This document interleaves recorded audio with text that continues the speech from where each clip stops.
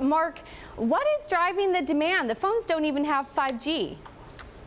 Yeah, that's a good question. I think that this is an upgrade cycle, people coming from the iPhone 10. Remember last year, the iPhone XS and XS Max and XR were considerably, not big upgrades, or they were too expensive. In the case of the XR, prices of the XS Max were very high with very little additional new features. Now we're in a year where there was a more significant update, even with the lack of 5G. So it would make sense that in a year where the feature set improvements were very minimal, be a down year compared to a year like this year where the feature set improvements were more significant. So Mark, they did cut the price a bit. Looks like they worked on the battery life. They've updated their camera. Give us some more details on that, how important it is, and what it means for what they have to do in the future. Yeah, right. Yeah, I mean, exactly. They upgraded the camera. There's now a triple lens system on the back, which means you can take now wide-angle photos. So if you take a picture, instead of it being at 1x or 2x, you can take it at 0.5x, which basically means you get much more content in the frame. People are really liking the battery life. Apple's quoting between 4 and 5 hours additional battery life, depending on the model you have. That new midnight green color is pretty popular. The enhanced video recording capabilities on the phone as well.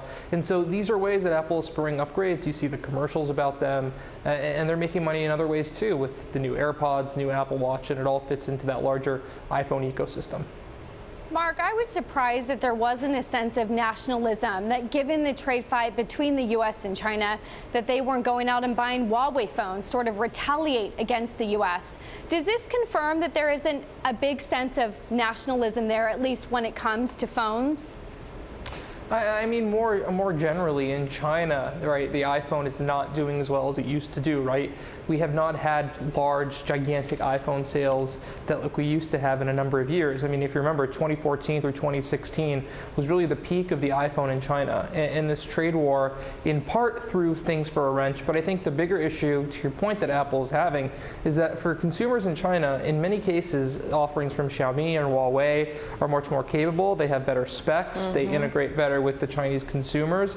And so, I mean, that is the fundamental issue, I think, not necessarily the trade war. Well, Mark, a quick question. What do they have to do then? I mean, I think they're lucky this year that Xiaomi and Huawei are not luring so many Chinese consumers away. But again, when you look to the next year and the next year, what does Apple have to do to compete? What I think Apple really needs to do is they need to come up with a batch of services and features that are very specific to the Chinese market. But I think what some people don't understand, unless you've been to China or live in China, is that it is a completely different world in terms of the services used there, in terms of the mobile payments infrastructure. And the iPhone is very much an American device, a European device. But when you go to China, you're competing with WeChat and Weibo and all that functionality they have there. So Apple really needs to either better integrate with those services, have them really more baked into the software, iOS, or they need to come up to real competitors with WeChat and such to really, strong arm the Chinese market. Mark, where does Apple forecast their percent of total market share in China in the next coming years relative to a Huawei or a Xiaomi? Where do they forecast how they're going to be in the Chinese market? I mean, they don't give forecasts on specific markets, and they don't report or forecast iPhone unit sales or unit sales for any product like that, right? They've just been talking about their overall forecast for revenue, which would be a few percent increase for the holiday quarter. But in terms of the Chinese market, I think it'll be stable. I think you'll probably see another, between 5 and 10% year-over-year increase from this Q1 to Q1, very similar to what we saw from Q4 to Q4 with the September to October 6% increase numbers you quoted.